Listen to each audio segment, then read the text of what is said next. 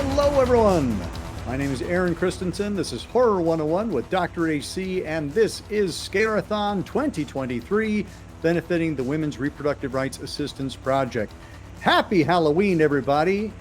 We are at the final day of October, and there's still time to donate. The link for the fundraisers below in the description of this video. And tonight, we're going to be talking about the 2022, but it came out in 2023. We're going to talk about all that in a second. But Talk to Me, the Australian sensation that's been picked up by A24 and is making all the noise. I'm going to have my entire panel come in. We got the full house tonight. Hello, everybody. We're going to be talking about Talk to Me with Cati Glidewell, a.k.a. the blonde in front. Hello. Ben Beard. Ian Simmons of Kicking the Feet. Hello. Michelle Courvais. I'm sorry, I'm doing this all terrible. The worst introductions ever. Michelle Courvais and Scott Trudel. It's because all you're so friendly that you're like, just talking over my introduction of your co-stars.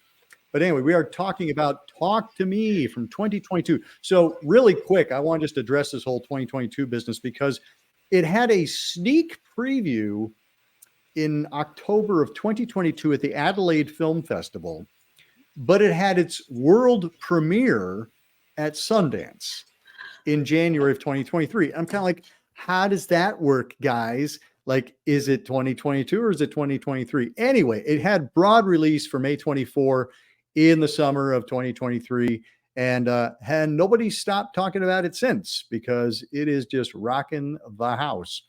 Cati, I think you were the first person to kind of bring it to my attention. It was either you or Scott Bradley. Where did you encounter the film for the first time? I saw it at a pre-screening end of June, and then fell in love with it right away because I have said that I've not necessarily been impressed with horror of 2023. In fact, very much so, like it's been to me. And then this comes along and I'm like, thank you for making me a liar. It's about damn time. And then the directors, Danny and Michael, were actually at the Music Box in July, and I got to meet them and talk to them and saw it again and loved it even more the second time. Like, I think this was my number one horror film up until 2 weeks ago, but still it's in my top two and I love it. Well, When Evil Lurks, we just did the episode on that, and that's playing right now on Shudder, and our episode is up on YouTube right now, so check that out as well. Ben, I'm going to pop over to you. When did you see it? I think you saw it just pretty recently, right? Yeah, I saw it Saturday night with my 13-year-old daughter and my wife. And what did all of y'all make of that? I mean, I thought it was pretty great. My wife watched it through kind of interlaced hands, and my daughter she really wanted to see it, but she was sort of going like this. And there were some blankets over the head and stuff. Yeah, but it was great. That's a good horror movie. Enjoyed it a lot. Yeah, that sounds great. Ian, where did you see it? Did you see it that pre-screening with Cati? No, I actually saw it at the Music Box screening that Cati was at. And it was great to see the Philippou brothers there doing the Q&A afterwards. It was weird because that was the night that the SAG-AFTRA strike began. So there was some question about, because they're also credited actors as well as, they start off as YouTubers and they've had parts in other things. So people were wondering, are they even going to be there? And they were. And so it was, Cati had really hyped this up to me. So it was kind of a high, bar. I'm like, really? And yes, it lived up to it and more. In fact, I think a couple of weeks later, my mom was in town and I drug her to see it. I'm like, you got to watch this movie. Yes. And she really dug it. I still got to work on my wife. She we're not even going to get to the watching through fingers portion of it. It's more like, will you be in the room when I put this movie on? Probably not. Michelle, what were your impressions of the movie? Are we asking impressions already? Because I have a lot to say. I will say to everyone that we could have seen this in Traverse City, but we saw Barbie instead. Not sorry. Loved Barbie. But we did finally get to see Talk to Me 2 nights ago, was it? Yep. Yeah. And I will say that the hype kind of hurt the experience for me a little bit. I have a lot of issues that I'd like to bring up with the panel when we get there. Scott? A couple of weeks ago, it was on Prime, I think, and I just had a chance. I think I was probably traveling in a hotel and had an opportunity to watch it. Like Michelle said, I think the hype probably negatively affected my opinion of it. I think it's a good film, but obviously in that genre, when they start juxtaposing that with certain other iconic films, I think not necessarily in the same category, but can still be great. But I thought it was the cinematography I thought was really good. There was a visceral rawness, I think, to the horror aspects of it that I thought were more original, like the blonde in front said. So somewhat refreshing. But yeah, certainly the hype, and I think the brothers spoke candidly about, in interviews, that they were they wished that it wasn't the hype wasn't as much as it was. Well, I think that's the thing. Like whenever anything is coming in, because obviously I meant to see it over the summer, but the buzz has been very strong. So sitting down with it, of course, you're like, okay, I'm expecting amazing things. I will say I really enjoyed it for what it is. I think it has a lot of original concepts that are explored. The basic premise is that there is this, Katie, I think you have a little prop there. But there's a hand, an embalmed hand that is making the rounds. When you grasp onto it and you say the magic words, "Talk to me," you see a vision of someone who has passed over or someone in another realm. I don't know that we understand really what that realm is, but we get the impression that it may be like, the afterlife. And then if you say, "Come into me," you are possessed by that spirit. And then you're supposed to just be doing it for 90 seconds, no more. And then you disconnect from the hand, and it's what a rush. And I had never seen that done in a film before, where it's a party game. Like, it's like, hey, let's have this like ridiculous, terrifying experience. And then we get to jerk you out of it. It's like the worst roller coaster you've ever been on, which is often how horror films are described. So it's kind of like, I like the fact that we're playing with that convention. And I thought the opening sequence of the guy looking for his brother was really effective. I was not expecting that out of the gate. And, I feel like the film goes places that I didn't expect it to, while also going places I wanted it to go. That opening sequence, one of the things that really actually bothered me immediately is actually social commentary, which is, suddenly you've got kids with their phones up recording whatever, nightmarish scenario is happening. So this guy's having a psychotic break. We don't know what's going on. And what are these kids doing? They're filming it. And I was just like, oh, fuck all of you. This is what it's going to be, so that is a social commentary. And there's so much social commentary in this movie that pissed me off and actually made me dislike everybody at first. And, as a viewer, you have to be able to step back and go, hang on, what is the filmmaker trying to tell me here? Well, it's interesting that you bring that up as social commentary. I didn't see it as that. I think the later sequences where the hand is being kind of blasted out on TikTok or whatever as a party game, I thought that was more social commentary, in that, a lot of the kids didn't believe what they were seeing. They're like, oh, that's that dumb party game. It's not even real.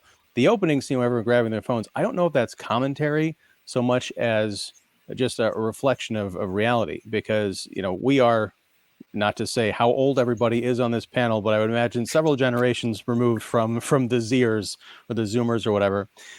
It's just kind of what happens now. It's almost like an instinctual, not necessarily, oh, I'm going to try and become internet famous. It's just a reaction. Like everything is being filmed all the time. I've got this, broadcast system in my pocket. So yeah, it's that weird thing where I think to some like us, we might see it as a commentary on what's gone wrong, or in other scenarios for perhaps the target audience, it's just like, oh yeah, that's what we do. It's funny because we won't take too far of a diversion here, but like that used to be my big beef with found footage films. I was like, they wouldn't just keep filming. They would. It's like, no, actually they would, and they do. And it's, like the convention is completely flipped now. Like Cloverfield seems completely authentic now. You're like, of course you would record the whole thing. There's a giant monster. Anyway, back to Talk to Me. Well, this is the Twin brothers who directed it, and I think it was Danny who co-wrote the film. It's their feature debut, and it's Sophie Wilde who plays Mia, our main character. It is her feature film debut as well. Like, she's a television actress, but this was her big breakout. So we have a lot of like really fresh talent on this movie, and it's really just an assured debut. I think those years of the brothers recording on YouTube, their channel called WRRAP, which does like horror comedy shorts. Has anybody watched anything on that channel, by the way? I watched a little bit on Instagram, but not a lot. Like, okay. It's funny, but it's one of the, it's not necessarily like a Jackass, but they definitely have like their family and friends involved. And it's a very supportive group, which I think is very kind and cute, especially during this age. I mean, they want each other to succeed, which I'm like, that's so nice. I mean, I don't know if I get it, but that's great. Well, apparently they started like, doing like WWE style backyard wrestling. Like that was their start as filmmakers, was recording these, epic battles in their backyard. So I love the fact that they kind of bring that energy, but there's not a rambunctiousness and there's not rough edges. Scott talked about the cinematography. I mean, this is a great looking movie. This doesn't feel like people who are just learning their way around a feature film for the first time. Well, I mean, I know you described it in the beginning, that long cut that's going on like 2-3 minutes. That to me was the shock that was like, oh, wait a minute, they have not broken away. Okay, this is this is a whole different level than what I was expecting. And then you mentioned Sophie Wilde, which I don't feel like this film, between Sophie Wilde and Joe Bird, who plays Riley, yep. I don't feel like this film would be the same without their performances. But one of the things that I love so much about the film is that, especially from different horror films and films that have gone on this year, I feel like they really depict teenagers as teenagers. They're like wearing the oversized sweatshirts. They're just dicking around, being lazy on a bed. I mean, it's not accentuating like all the stuff. And it also, I feel like, does a better job kind of examining grief than a number of films this year have, especially with this generation that's so empathetic and, wanting to care about each other and making sure that everyone's, respectful of each other. I feel like it definitely looks at grief in a way that a number of other horror films this year have been like, seriously, no one would actually say that. That's just asinine. And I have to give them credit for doing that. Not to mention the practical effects are some of the best of the year. Are you speaking about her relationship with her late mother? Yes. Yeah. And how her friends interact with that. And I mean, it had been 2 years since she passed, but still there have been a number of films this year where adults and kids are like, it's been a month. I think it's time you need to get over that. It's kind of like that horrible meme or that thing where you've got the horror movie boyfriend trope. It's like, oh, you've been such a bitch since your mom died last night. It's like, my God, can you get over it now? And I felt like this film actually did that in a more realistic way. Some people just can't talk to some people about it, and some people, like, they're open, they're honest, like there's a remembrance. It was during, the pandemic. It's hard to do all this stuff. And yeah, I think they just did a better job than most films have done in the past few years.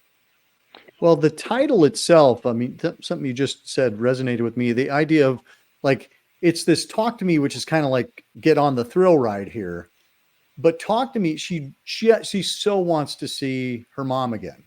Like that's the underlying, kind of crux of the movie, is that's what causes her to make bad decisions. It's what causes her to continue down this path. She wants to communicate with her mother that she's lost.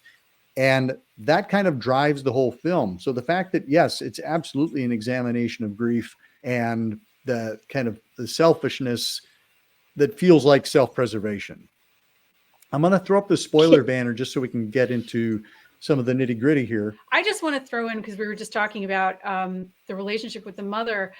I was really curious. I don't know why I was curious, but I was really curious to see if there was any sort of spiritual symbolism about the kangaroo.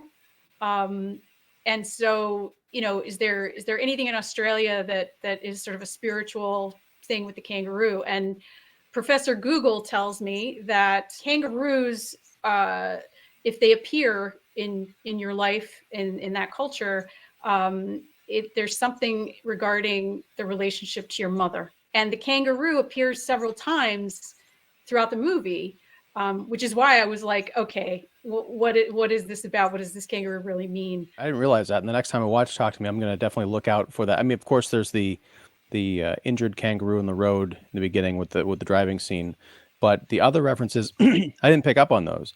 But one of the things I really liked about, or I should say love about this movie, talking about relationships, and Katie and AC, you picked up on it, and Michelle, in what you just mentioned, I think you underscore it. I think this movie, one of the reasons folks might feel like it's overhyped is it's a pretty good horror movie. I think it's a great just film.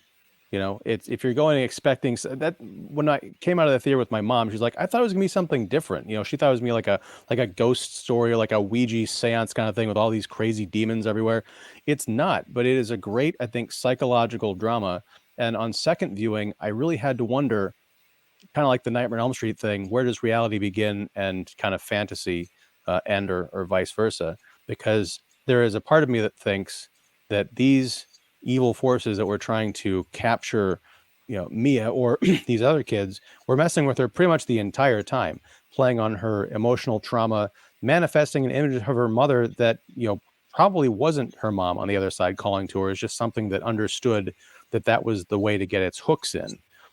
So this recurring image of a kangaroo, if that's the case, and I don't doubt that it is, that's just another kind of like digging in the knife of like, yes, this is mother symbolism. You're probably deeply aware of that culturally. So we're going to use that to get our, get our clutches on you. I think this is, it is one of my top films of the year, and I wasn't expecting it. I thought it was going to be a dumb horror movie, but it's one of those films where if you take out the probably 10 minutes of real kind of brutal horror, it still works as a fantastic drama. You're inviting it in, and it knows everything about you. It knows your weaknesses. It knows what you're afraid of. Like if you call back to The Exorcist, from 73, like it's all about lying to you, and lying to you in the best possible way that's going to be the most effective. I think the film is subjective inside Mia's head more than it lets on, and there's a few markers near the end of the movie where we get to see something that she's not seeing, right? Or like she's seeing something's not there. And at one point she says, I mean, aren't the ghosts messing with all you guys? And I don't remember, Joss, I think his name is, like, no, right? And so like we're experiencing something with her that the other characters aren't going through, and it's clever. It's like it makes you wonder, how much is she inventing herself, like through her misery and her grief. I thought it was pretty great. I mean, I love horror movies, but I have, except for maybe Hereditary and Barbarian, I've had a problem with every horror movie I've seen for the last 10 years or 15 years. I love the first 45 minutes, and then it starts to get like, okay, I know what's going to happen.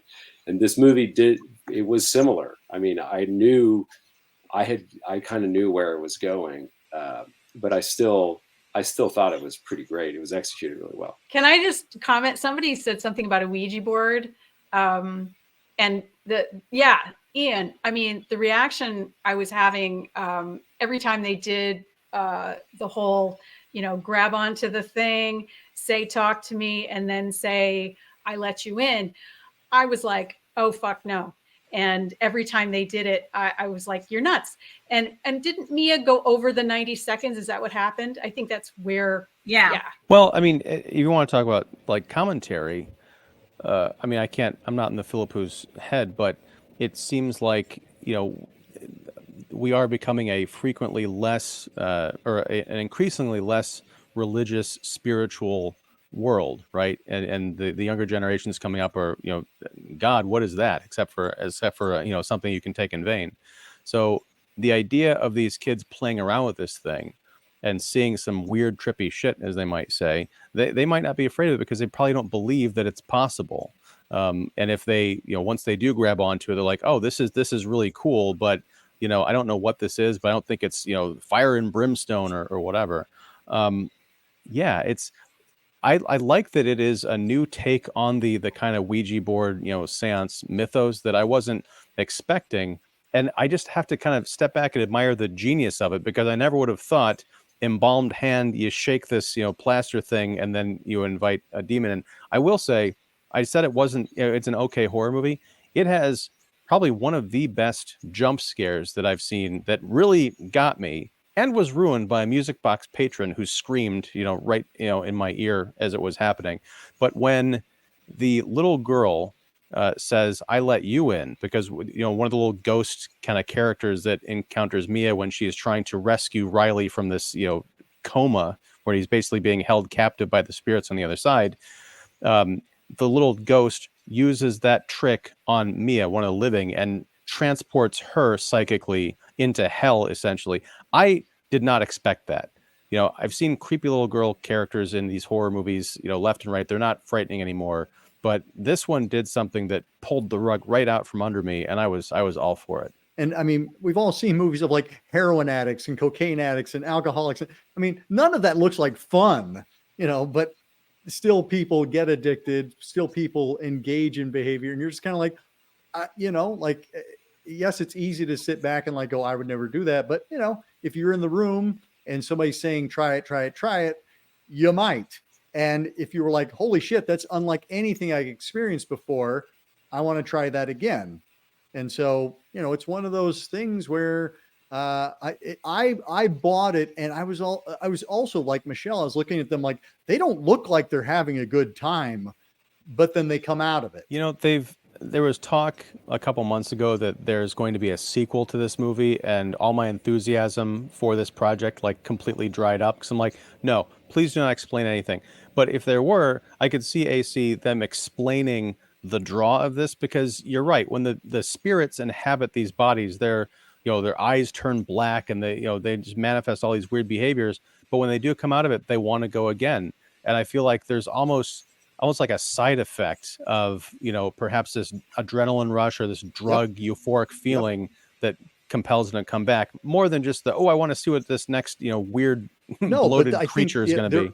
There is that addictive quality to it. There's something that like lands in you and stays in you, and you want to do it again. Yes, not only is there a sequel in the works, there is a prequel that's already done. The prequel has already been shot, and parts of it have already been, leaked online. So yeah, we're going to see a whole, universe of this, for better or for worse. I tend to be, I do love a good one and done. And I'm kind of like, I don't know how much more I really need to learn about the Talk to Me universe. I feel like you said what I wanted you to say. I actually thought he made a good point, and that, probably viewing it again and looking at it through the lens of not a horror film is probably something that I would choose to do a second time around, because obviously, like you said, the hype, when you parse through it all, I think that there is a lot more than like he was saying than the 15 minutes of horror. There's a bigger picture, if you will, to the message that the mainly the protagonist, like her relationship with her mother, that is the driving force of all the bad decisions, even to Riley's detriment. I think that like she was saying, the grief was really the catalyst to the rest of the film outside of that that uncut 3-minute opening, which I think ultimately sucked everybody in. The scene of Riley, doing Bashing his head. self-harm to himself, I'm just like, wow, like that was visceral and it was painful. And I mean, we've seen that done before in other movies. I don't know that I've seen it done much better. Well, it also goes back to a reference you made earlier, AC The Exorcist, because he's a bit more fleshed out as being a teenage boy. He's kind of bickering with his sister and getting up to no good with his best friend, but he still is an innocent. And just to see these spirits or whatever corrupting his body and just like ripping it to shreds, and then doing more so in this hell region that we get a glimpse of, if that's what was going on to him when he's in a coma, my goodness. A lot of these horror movies, you go and these are the characters you want to see killed and tortured and cut up or whatever. This is the exact opposite. I felt so bad for this kid.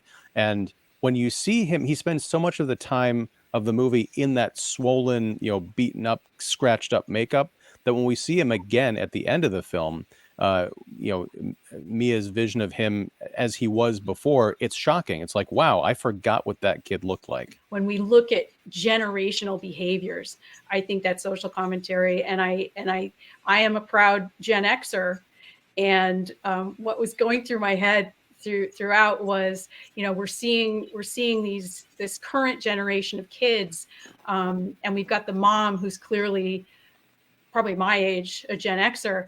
And what kept going through my head was, if it's true what they say about Gen Xers, that we've been through every single thing you can possibly imagine by the time we're 12, why don't the Gen Xers get called in to help? That mom was wasted in that role. Like, that mom could have figured this shit out in 5 minutes and fixed it. Yeah, stuff like that goes through my head. And I'm generally picking stuff apart too. Like, when we see, is it Cole on the bus? How does Cole know all the things he knows? Like, if you just leave the person alone, the spirits will eventually go away. Well, I mean, I understand where you're coming from, Michelle, but I think I'm looking at this more from the standpoint of it's a drama. It's not necessarily a horror movie. So let's just say it's not a demon-possessed hand, but it's heroin, it's drugs.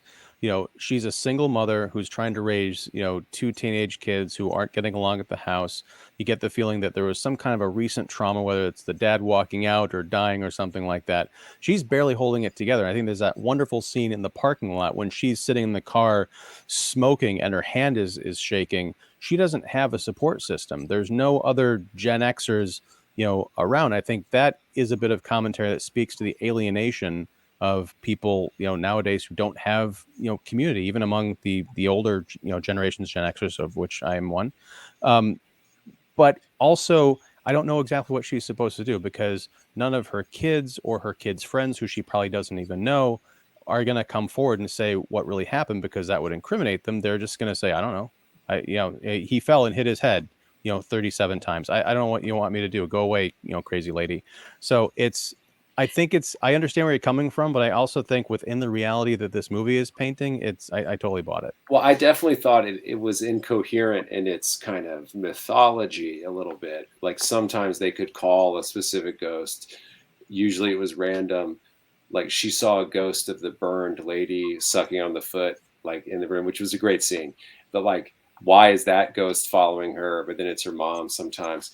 And I actually was getting irritated by that too. And then I had to kind of say, wait, you're holding this movie up to an impossible standard. It's like Howard Hawks, right? He said, like, a good movie's 3 great scenes and no bad ones, right? Like, this movie was really good. It was an unexpected hit, I think. And so I didn't judge it too harshly on some of those weird, like you say, there was some strange question marks that I don't think they knew the answers to, right? But then it had that amazing scene in a horror movie where the mom is like, sure, they're going to have a party. And it's this comedic thing where she goes to each kid and she's like, hey, how many people are coming over tonight? Like, what are you talking about? And then she goes to the next and he was like, I know you guys are going to don't drink too much. And like, Mom, we're not going to drink. Right. And like, she keeps going back and forth and she's like, I know what you guys are doing. And most horror movies don't really have a scene like that. Right. Like, it was so funny. I'm kind of in the middle. I don't think it's a masterpiece. I think it's good, really good. it wasn't fun exactly, but it like hit that. It was titillating in like a good way. It like had the things it set to do, and then it did it. Especially like the burned woman sucking on the foot. That was like gross, scary, unsettling, weirdly erotic, and also like effective, right?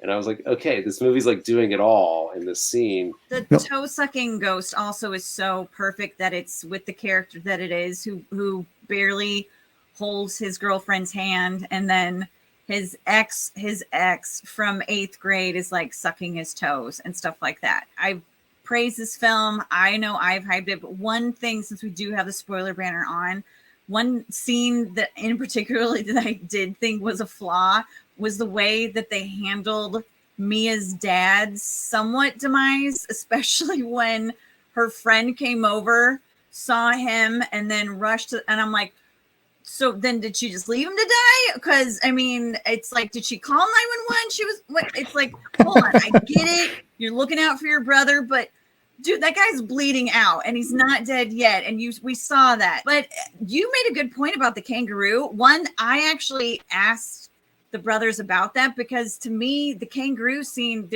I feel like that's just an Australian horror movie trope.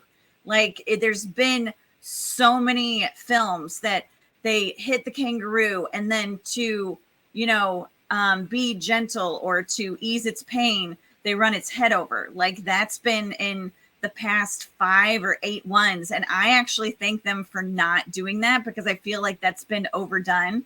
And they just said they just didn't have the budget to do it.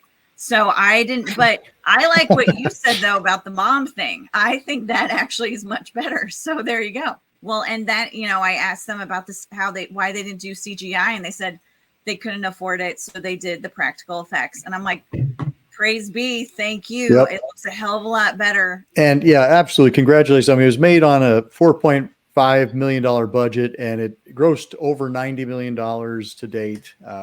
So it's a massive success story. So while I wish them well with their sequels and their prequels, I do look forward to seeing what else they have to offer, because I feel like we have, there's more to these folks than just being the talk to me guys. Real quick, AC, I just had a horrific thought. Should I keep the spoilers banner up? No, but is the sequel title going to be Talk to Me? I'm sorry. I know, but you're probably not. It probably will. Yeah, not incorrect. I don't know if I'm ever going to watch it. On that terrifying note, the spirits have been with us tonight in terms of internet glitches and whatnot, but we soldiered on through. Thank you so much. This is Scare-A-Thon 2023, benefiting the Women's Reproductive Rights Assistance Project. The link to donate is below in the description of this video. Please make a contribution. It's a cause that's very important to myself and my guests. And until next time, keep searching, keep exploring, and keep sharing the scare.